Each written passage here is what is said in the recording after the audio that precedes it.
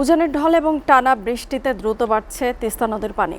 বন্যা পূর্বাভাস এবং সতর্কীকরণ কেন্দ্র বলছে আগামী ৭২ ঘন্টার মধ্যে তিস্তার পানি বিপদসীমার অতিক্রম করতে পারে। এতে রংপুর এবং লালমনিরহাটের তিস্তা তীরবর্তী নিম্নাঞ্চলে স্বল্পমেয়াদী বন্যার শঙ্কা দেখা দিয়েছে।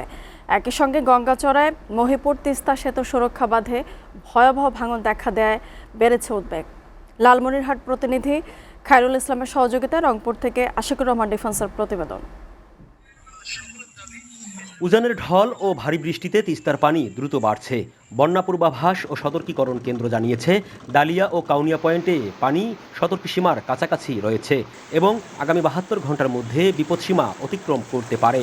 এতে রংপুর ও লালমনিরহাটের নিম্নাঞ্চলে স্বল্পমেয়াদী বন্যার আশঙ্কা দেখা দিয়েছে। এদিকে গঙ্গাচড়ার মহিপুর তিস্তা সেতুর সুরক্ষা বাঁধে ভয়াবহ ভাঙন দেখা দেয় সেতু ও রংপুর কাকিনা সড়ক হুমকির মুখে পড়েছে। একই সঙ্গে লালমনিরহাটের তিস্তা তীরবর্তী চরাঞ্চলেও বন্যা নিয়ে উদ্বেগ বাড়ছে। অন্যদিকে জেলার ৫ উপজেলার তিস্তা তীরবর্তী চরাঞ্চলেও বেড়েছে উৎকণ্ঠা। বহু কিছু জিনিস নষ্ট হয়ে গেল আমার ক্ষেত খেলা।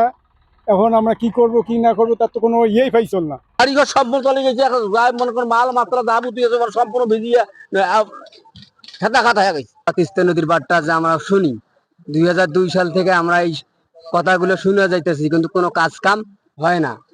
তা আমরা দ্রুত যদি এই কাজ কামের ব্যবস্থাটা করে তাহলে আমরাও একটু রেহাই পাবো। আগামী কয়েকদিন দেশের অভ্যন্তরে এবং ভারতের উজান অঞ্চলে ভারী থেকে অতি ভারী বৃষ্টিপাতের পূর্বাভাস রয়েছে। ফলে তিস্তা অববাহিকায় পানি আরও বাড়তে পারে বলে আশঙ্কা করছে সংশ্লিষ্টরা। বন্যা পূর্বাভাস এবং সতর্কীকরণের তথ্য মতে আমাদের আগামী ৭২ ঘন্টায় দেশে এবং উজানে ভারী বৃষ্টিপাতের কারণে তিস্তা নদীর পানি বিপদসীমার কাছাকাছি বা উপর দিয়ে প্রবাহিত হতে পারে। এর ফলে নিম্নাঞ্চলে কিছু বন্যার সৃষ্টি হতে পারে। আমাদের পানি উন্নয়ন বোর্ড আমরা সার্বক্ষণিক তিস্তা এবং ধলা ঝুঁকিপূর্ণ স্থানসমূহ মনিটরিং করে যাচ্ছি। আমাদের জিও ব্যাগ মজুদ রয়েছে। পরিস্থিতি সার্বক্ষণিক পর্যবেক্ষণের কথা জানিয়েছে পানি উন্নয়ন board.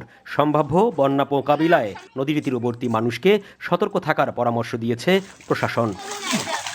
Ashikur Rahman defence, SATV, Rangpur.